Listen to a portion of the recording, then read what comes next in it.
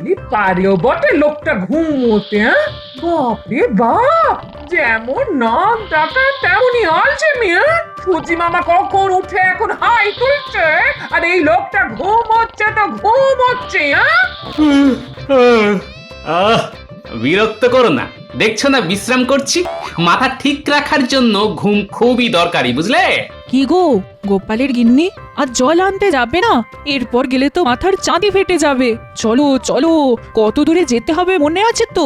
বল শুনছ তো, মাথার চাঁদি ফাটিয়ে সেই কত দূর যেতে হবে, হ্যাঁ? আচ্ছা বলি, তোমার শরীরে কি কোনো দয়া মায়া নেই, হ্যাঁ? বউ সেই কোন দূর থেকে জল মাথায় করে নিয়ে আসবে, আর তুমি নাকে তেল দিয়ে ঘুমোবে, হ্যাঁ?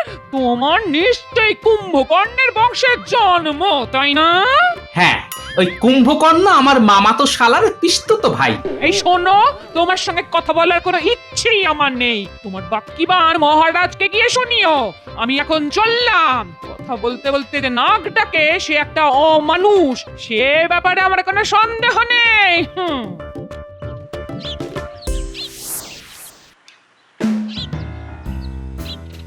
কি গো গোপালের গিন্নি, আজ এত দেরি হলো? আর বলো না গো, ঘরে কুম্ভকর্ণকে রেখে কি আর বার হওয়া যায়, হ্যাঁ? সে কি নাক ডাকারে বাবা, সিংহ শুনলে ভয় পেয়ে যাবে। হ্যাঁ, সকালের দিকে তো কাক পক্ষী ভুল করেও আমাদের বাড়ির আশপাশ এড়িয়ে যায়। হ্যাঁ, কি ঘুম কি ঘুম। গো, জল আনতে যাচ্ছ? আমিও যাচ্ছি। চলো চলো চলো, একসঙ্গে যাই। আজ বড্ড দেরি হয়ে গেল। আসলে বাপের বাড়ি থেকে অনেক লোক এসেছে, তাদের সকালের খাওয়া খাইয়া এখন সময় পেলাম জল আনার। চলো চলো চলো, আজ খুব দেরি হয়ে গেল গো। হ্যাঁ রে, তোর খোঁপায় ওটা কি রে? কে দিল রে? নিশ্চয়ই হারান। তোকে লাগছেও খুব সুন্দর দেখতে, অত সুন্দর চুলে মানাবে না। ও গোপালের গিন্নি, এবার তোমার কর্তাকে বলো একটার উপর কাঁটা দিতে, মানাবে খুব। আমার কথা তো বিয়ের পর থেকে আমার দিকে ফিরেও তাকান, আর তিনি দেবেন রূপর কাঁটা। হ্যাঁ? কি বলবো আর তোমাদের, ওরকম হাড়কেট লোক আমি জীবনে দুটো দেখিনি বাবা। হ্যাঁ,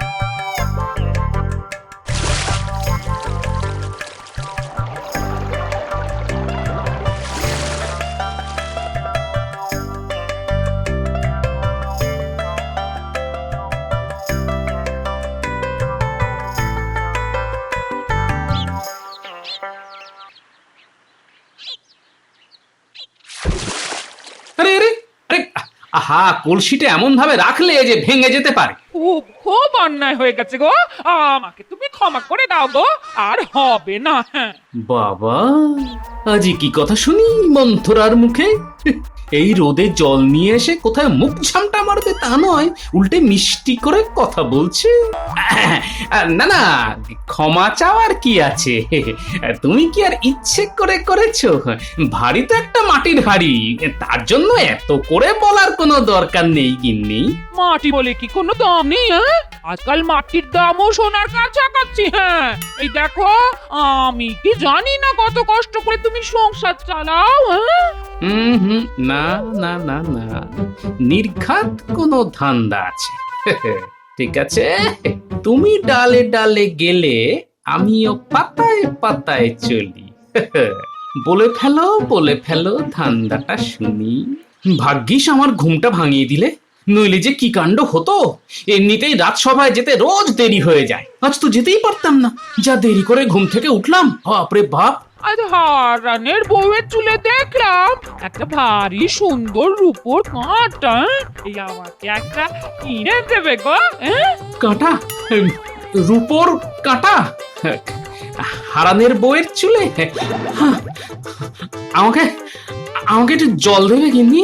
বুকটা না কেমন যেন ধরপড় ধরপড় করছে, শরীরটা খারাপ লাগছে। বৈদ্যকে একটু ডাকবে নাকি গো? যতদিন না আমার চুলের উপর কাঁটা ওঠে ততদিন আমি এই বাড়ির জলস্পর্শ করব না, এই আমি বলে রাখলাম। হ্যাঁ,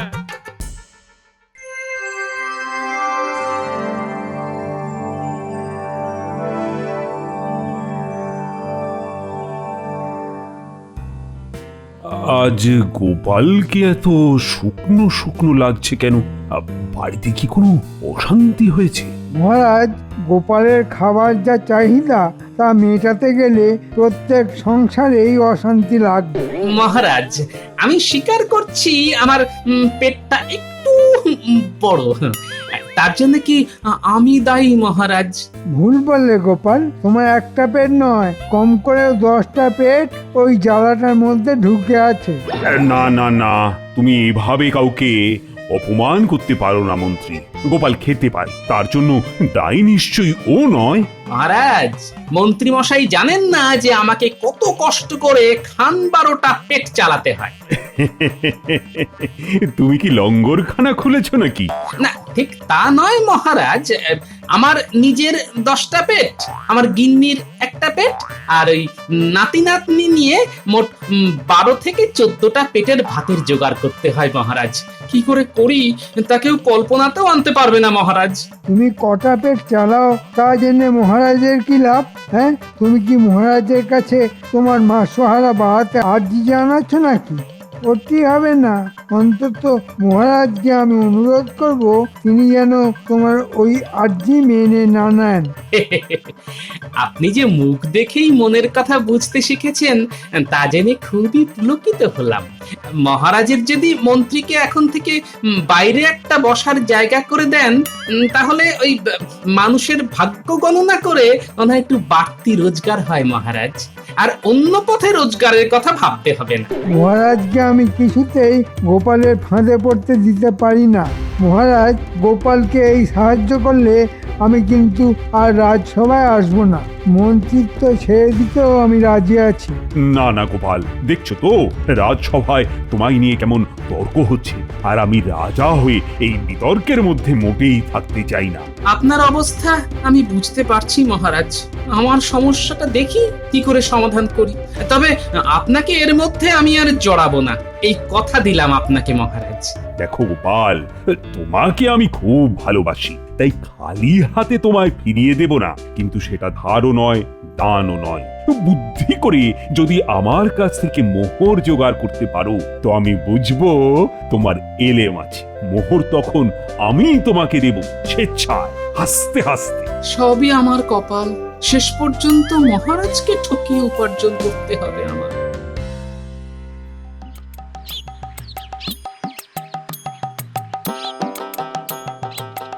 দাদু দাদু দাদু, চলো না, আজ আমার পুতুলের বিয়ে।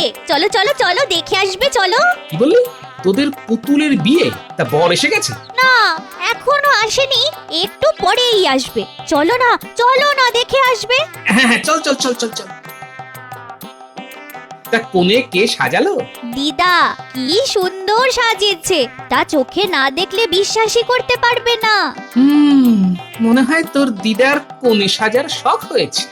কোণে কোণে সাজার শখ, পুতুলের বিয়ে। আচ্ছা আচ্ছা, হ্যাঁ হ্যাঁ হ্যাঁ, মাথাটা অল্প অল্প খুলছে মনে হচ্ছে। আরে তাই তো, এটা করলেই তো হয়।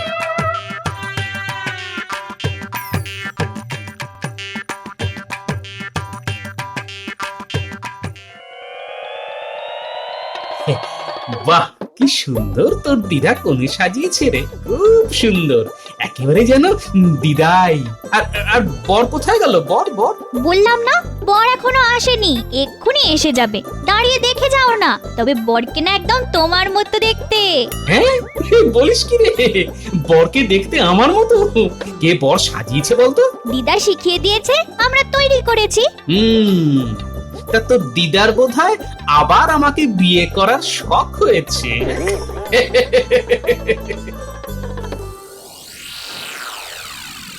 বুঝলে বউ, আজ গোপাল মহারাজের কাছে মোহর ধার চাইতে এসেছিল।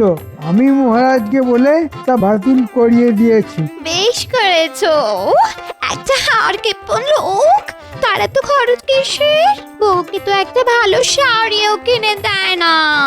গয়নাগাটির কথা তো বাদই দিলাম, তাহলে এত মোহর ওর লাগে কি করে? কে জানে, এতগুলো প্রশ্ন নিয়ে এখন আর খেলা সামলাতে পারছে না।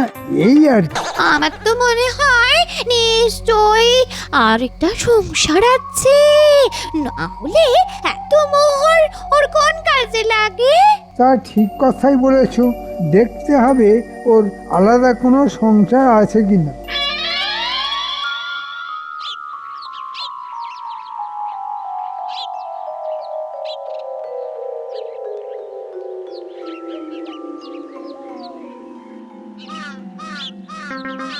কি ব্যাপার গোপাল, তোমাকে এত অস্থির লাগছে কেন? হবে না, বুদ্ধি লড়াই লড়তে গেছে আপনার সঙ্গে, আমি থাকতে পেরে উঠবেন না, তাই এত অস্থির হয়ে আছে। হ্যাঁ, তাই নাকি গোপাল? তা তোমার এত বুদ্ধি, আমার সঙ্গে না হয় নাই বা পারলে তাতে কি যায় আসে? আগে আপনার সঙ্গে বুদ্ধিতে আমি কখনোই পারবো না, বিশেষ করে মন্ত্রী মশাই যতক্ষণ আপনার পাশে আছেন সেটা আমি জানি। কিন্তু আমি একটা অন্য ব্যাপারে খুব ব্যস্ততার মধ্যে আছি মহারাজ। মহারাজ দেখুন গিয়ে গোপালের অন্য কোনো সংসার আছে কিনা। এ কি বলছো তুমি মন্ত্রী? গোপালের আরেকটা সংসার আছে? না না না না, এ হতেই পারে না। মহারাজ আমার মনে হচ্ছে মন্ত্রী মশাইয়ের বুদ্ধির উন্নতি হয়েছে। কিভাবে এটা হলো তা খুবই রহস্যের ব্যাপার মহারাজ। কল্পনা শক্তি যে আপনার মন্ত্রীর এত প্রবল তা আগে জানতাম না মহারাজ।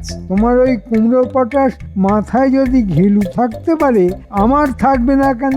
আমায় ফাঁকি দেওয়া অত সোজা কাজ না মহারাজ। শোনো, তোমাদের এই সব কথার মারপ্যাচ আমি কিন্তু কিছুই বুঝতে পারছি না।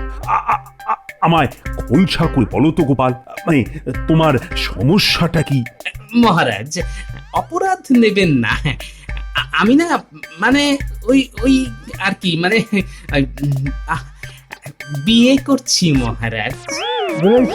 বলেছিলাম মহারাজ, আমার ভাবতে লজ্জা লাগছে, এই বয়সে গোপাল আবার বিয়ে করতে যাচ্ছে। ছি ছি ছি। গোপাল সত্যি করে বলো, এটা সত্য না রসিকতা? মহারাজ আমি মিথ্যে কথা বলি না, সত্যি আমি বিয়ে করছি এবং কালকেই। একেই বলে ভীমরতি, বুড়ো বয়সে এই রোগটা হয়। মহারাজ এই অনাচার আমি মানতে পারছি না, হয় গোপাল এখানে থাকবে নয় আমি। কে থাকবে সেটা আপনি ঠিক করুন। এই, তুমি থামো তো মন্ত্রী, আমি গোপালকে প্রশ্ন করেছি এই বয়সে আবার বিয়ে। একটু কেমন কেমন লাগছে যেন। আসলে মহারাজ বলতে পারেন কিছুটা বাধ্য হয়েই এই বিয়েটা আমায় করতে হচ্ছে। বিশদে সব খুলে বলবো, এখন নাই বা বললাম। তবে এটা সত্যি যে আমি আবার বিয়ে করছি মহারাজ। কেন কেন কেন বাধ্য হয়ে কেন? বিয়ে আবার কেউ বাধ্য হয়ে করে নাকি? কখনো কখনো করে কখনো কখনো, সেটা শুনলে বুঝতে পারবেন। এসব বাজে যুক্তি মহারাজ, ওর বিয়ে করার ইচ্ছে হয়েছে তাই করছে, কিন্তু মহারাজ এই বিয়েতে আমার মত নেই, সে কথাটা বলে রাখলাম। কে তোমার মত চাইছে যে আগ বাড়িয়ে তুমি দিতে যাচ্ছ? না মহারাজ, আপনার একজন গণ্যমান্য মন্ত্রী হিসেবে আমারও কিছু দায়িত্ব আছে, তা আমি অস্বীকার করতে পারছি না। আমি যতক্ষণ রাজ সিংহাসনে আছি তখন দায়িত্বটা তোমায় নিতে হবে না মন্ত্রী, আমি নেব। তা বলো গোপাল, বলো তোমার বউকে কবে আশীর্বাদ করতে যাব? মহারাজ বিয়ে কালকে, বউ আসবে পরশুদিন। খাওয়া দাওয়াটা আমার বাড়িতেই না হয় করবেন। সেদিন রাজসভার সবাইকে আমন্ত্রণ আমার গরিব কুটিরে।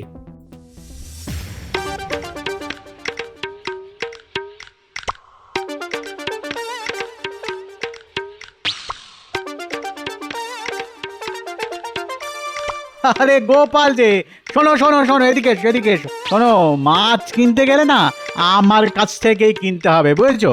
এখন লগনসার সময় তো মাছের যা দাম তুমি কুলোতে পারবে না, আরে আমার কাছ থেকে নিলে সস্তায় টাটকা মাছ পাবে। হ্যাঁ বুঝছো কিনা? তো কত কত মাছ লাগবে তোমার? কত? অনেক অনেক, তোমার কাছে যত মাছ আছে তা তো নেবই, দরকার পড়লে অন্য দোকান থেকেও নেব। আমার চাইতে ভালো মাছ এখানে কেউ দিতে পারবে না, বুঝছো কিনা? আর সস্তাতে তো নয়। দাও দাও দাও, যত পারো মাছ দাও। ভালো দেখে দেবে কিন্তু, নইলে বুঝতেই পারছো কি হবে। তার পাচ্ছি না, মহারাজকে বলে দেবে এই তো। তা গোপাল, এত যে মাছ দিচ্ছ, দাম দিতে পারবে তো? আমি দাম দেবো কেন? দাম তো দেবে মহারাজ। মহারাজের কথাতেই তো মাছ নিতে আসা।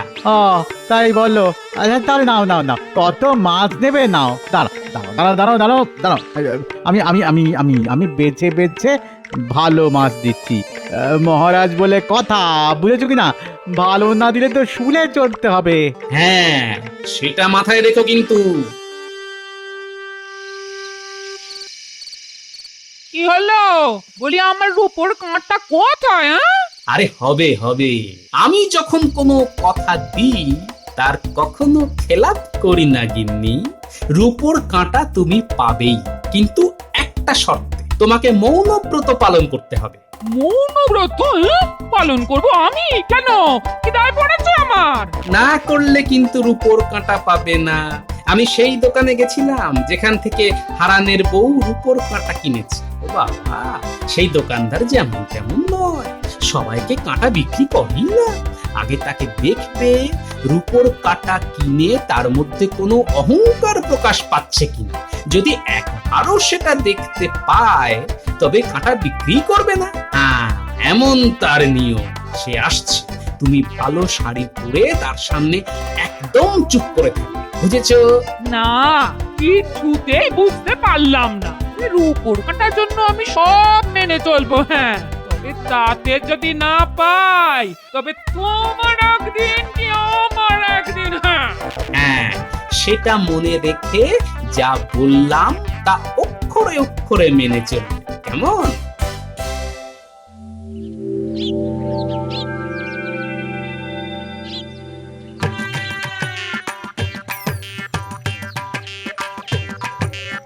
এই সন্তরা, আজ দিদা মৌনব্রত পালন করবে। তোরা একটা কাজ কর, দুটো কলা গাছ আর ঘট এনে বাড়ির সামনে লাগিয়ে রাখ। ওটা দিলে দিদার পুণ্যি হবে। এই গুলটে ন্যাপলা, যা তাড়াতাড়ি দুটো কলা গাছ এনে ঘট সাজিয়ে বাড়ির বাইরে রেখে দে তো।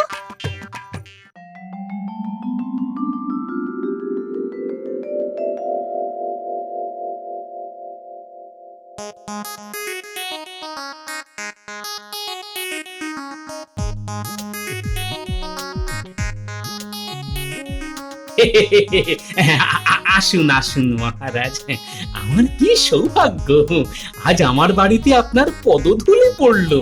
ঠিক আছে ঠিক আছে, আমার সঙ্গে এতটা বিনয় না করলেও চলবে। তা দেখি দেখি তোমার বউয়ের মুখটা আশীর্বাদ করতে হবে তো।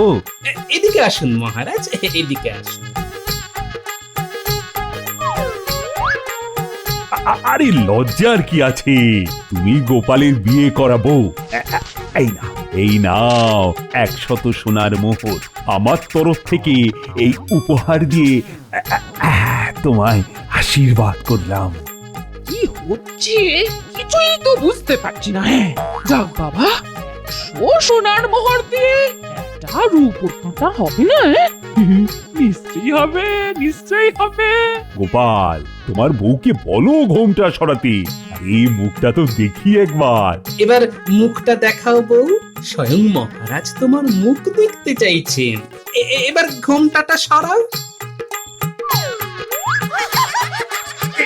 কি গোপাল, এ তো তোমার পুরনো বউ, কিন্তু তুমি যে বললে আবার বিয়ে করেছো। মহারাজকে ডেকে নে। তুমি কি আমাদের সঙ্গে মস্করা করছো? মহারাজ, এর একটা বিহিত হওয়া দরকার। গোপাল, এটা তুমি কি করলে? আরে লজ্জায় যে আমার মাথাটা হেঁট হয়ে গেল। কেন মহারাজ, আপনার মাথা হেঁট হবে কেন? আমি তো আপনাকে বলেছিলাম আমি বিয়ে করছি।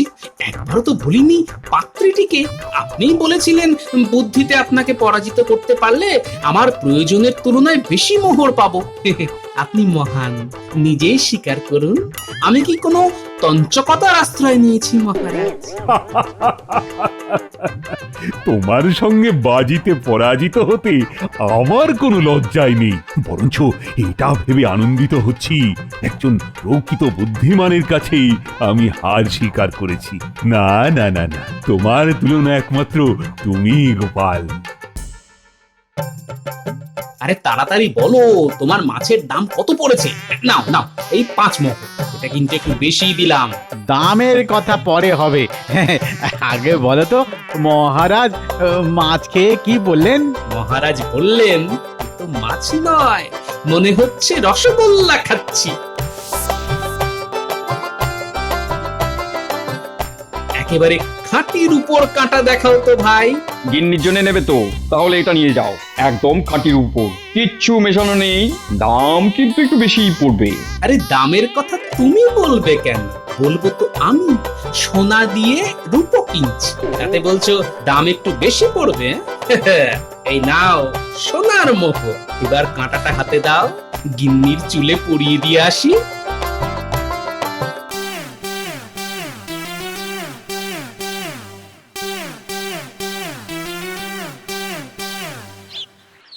গিন্নি, অগিন্নি, অগিন্নি বলি গেলে কোথায়? এই দেখো দেখো কি এনেছি দেখো। দাদু এসে পড়েছে, তুমি দাদুর দিক থেকে মুখ ঘুরিয়ে বসো, আমরা দরজার আড়ালে লুকিয়ে আছি। তোমার জন্য দেখো রূপোর কাঁটা নিয়ে এসেছি, তুলে দেবে না? ও, তোমার ইচ্ছে হয়েছে আমি পরিয়ে দিই, তা দেবো না কেন? এই দিলাম খোঁপায় খাঁটি রূপোর কাঁটা পরিয়ে। দাদু আমরাও আছি, এই দেখো না, আমরা দুটো মালা নিয়ে এসেছি। এবার দিদা তুমি দাদুর দিকে তাকাও, আর দাদু তোমার দিকে। এই নাও মালা, দুজন দুজনকে পরিয়ে দাও। শুভ দৃষ্টি থেকে মালা বদল সব করতে হবে। রূপোর কাঁটা দিয়ে দাদু দিদার বিয়ে। দাদু বলল বুড়ি, আমার মুখ পুরি। দিদা বলল বর, তুমি কি আমার পর?